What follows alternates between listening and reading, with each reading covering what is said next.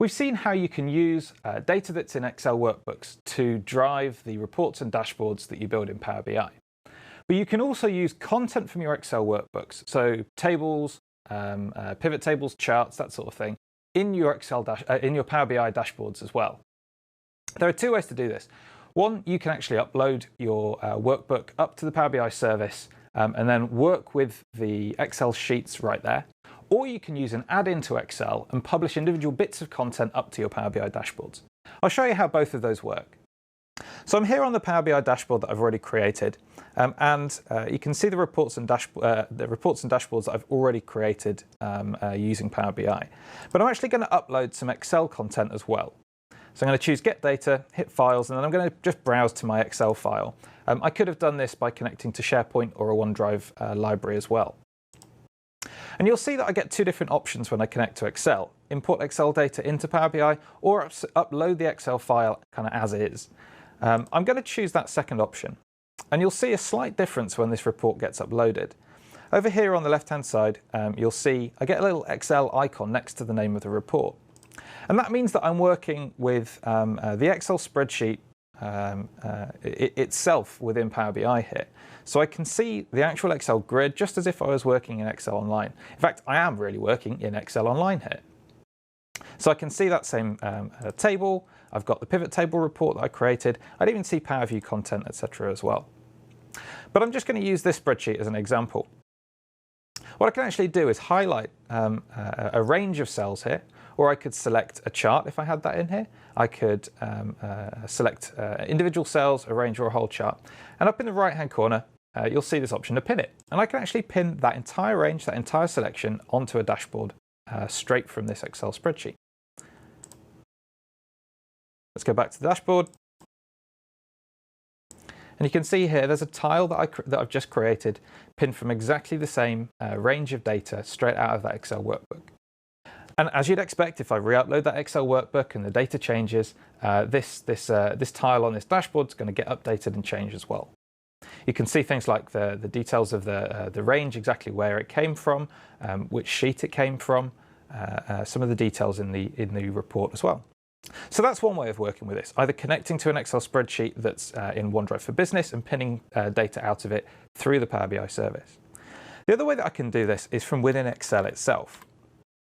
So I'm going to run Excel and open that same report.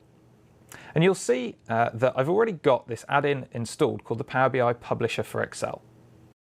And using this, I can pin data and charts from the Excel file right up into Power BI dashboards from here within Excel. You'll see you have a Power BI ribbon that gets installed when you install the add-ins. And you can download the add-ins from the powerbi.com site. So I can do exactly the same sort of thing here. I can choose to highlight a range of cells and then just hit pin. The first thing it'll do is ask me to sign into Power BI, so I need to tell it who I am.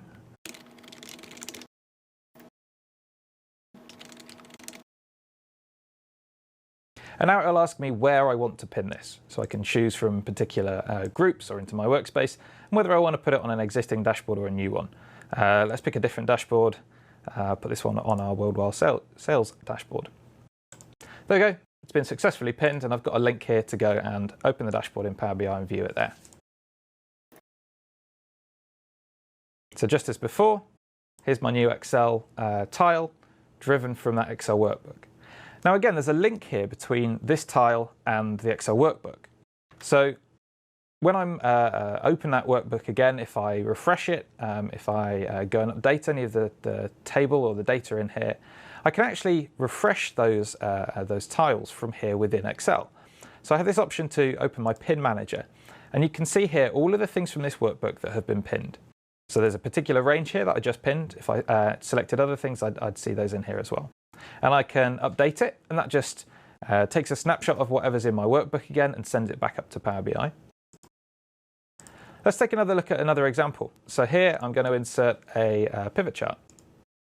Based on this same data, create a little stacked column chart maybe, and I can see, I'm looking at units sold by different manufacturers now.